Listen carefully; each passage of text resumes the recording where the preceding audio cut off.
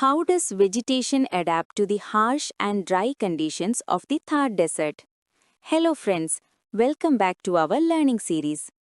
Thar Desertile plants എങ്ങനെയാണ് അവിടുത്തെ dry ക്ലൈമറ്റുമായി adapt ചെയ്യുന്നതെന്നാണ് ഇന്നത്തെ ടോപ്പിക്.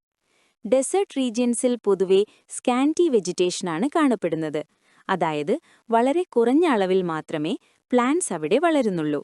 ഇവിടുത്തെ harsh and dry conditions survive ചെയ്യുക എന്നത് വളരെ ബുദ്ധിമുട്ടാണ്. എന്നാൽ ഈ പ്ലാന്റ്സിന് അവരുടേതായ ചില സ്പെഷ്യൽ ഫീച്ചേഴ്സ് ഉണ്ട്. ഇതിനെയാണ് നമ്മൾ അഡാപ്റ്റേഷൻസ് എന്ന് വിളിക്കുന്നത്. വാട്ടർ കൺസർവ് ചെയ്യാൻ വേണ്ടി ഈ പ്ലാന്റ്സിന് ഡീപ്പ് റൂട്ട്സ് ഉണ്ടായിരിക്കും. അതുപോലെ തന്നെ വാക്സ് കോട്ടഡ് ലീവ്സ് ഇവയുടെ മറ്റൊരു പ്രത്യേകതയാണ്. ചില പ്ലാന്റ്സിന് ലീവ്സിനു പകരം തോൺസ് അഥവാ മുള്ളുകളായിരിക്കും ഉണ്ടാവുക. ഇത് ട്രാൻസ്പിറേഷൻ വഴിയുള്ള വാട്ടർ ലോസ് കുറയ്ക്കാൻ സഹായിക്കുന്നു. ഥാർ ഡെസേർട്ടിൽ മെയിനായിട്ട് തോണി ഷ്രബ്സ് ആണ് കാണുന്നത്. ഇവയ്ക്ക് ഫ്ലഷി സ്റ്റെംസ് ഉണ്ടായിരിക്കും. ഈ ഫ്ലഷി സ്റ്റെംസ് വാട്ടർ സ്റ്റോർ ചെയ്തു വയ്ക്കാൻ ഇവയെ സഹായിക്കുന്നു. ഥാർ ഡെസേർട്ടിലെ യുണീക്ക് ഫ്ലോറ വളരെ കുറഞ്ഞ പ്രസിപ്പിറ്റേഷനുമായി ഇവോൾവ് ചെയ്തതാണ്. അതായത് വളരെ കുറഞ്ഞ മഴ ലഭിച്ചാലും ഇവയ്ക്ക് ജീവിക്കാൻ സാധിക്കും. ഡ്രോട്ട് റെസിസ്റ്റന്റ് പ്ലാന്റ്സ് ആണ് ഇവിടെ കൂടുതലായും വളരുന്നത്.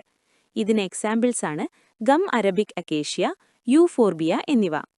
ഈ പ്ലാന്റ്സ് പെർട്ടിക്കുലർലി ഈസ്റ്റേൺ ഹിൽസിലാണ് കൂടുതലായി കാണപ്പെടുന്നത്. ഡെസേർട്ടിലെ സ്കാൻറ്റി വാട്ടർ റിസോഴ്സസ് മാക്സിമം യൂട്ടിലൈസ് ചെയ്യാനാണ് ഇവ ശ്രമിക്കുന്നത്. എക്സാം പോയിന്റ് ഓഫ് വ്യൂവിൽ ഈ പ്ലാന്റ്സിന്റെ പേരുകൾ വളരെ ഇമ്പോർട്ടൻ്റ് ആണ്. ഗം അറബിക് അക്കേഷ്യ, യൂഫോർബിയ തുടങ്ങിയ എക്സാമ്പിൾസ് എപ്പോഴും ഓർത്തുവെക്കുക. ഡെസേർട്ട് വെജിറ്റേഷന്റെ ഫീച്ചേഴ്സ് ചോദിച്ചാൽ thorny shrubs and fleshy stems എന്നെഴുതണം. നേച്ചർ എങ്ങനെയാണ് സർവൈവലിനു വേണ്ടി പ്ലാന്റ്സിനെ ഹെൽപ്പ് ചെയ്യുന്നതെന്ന് ഇതിൽ നിന്നും മനസ്സിലാക്കാം. ഈ ടോപ്പിക് നിങ്ങൾക്ക് എല്ലാവർക്കും ക്ലിയർ ആയി എന്ന് വിശ്വസിക്കുന്നു.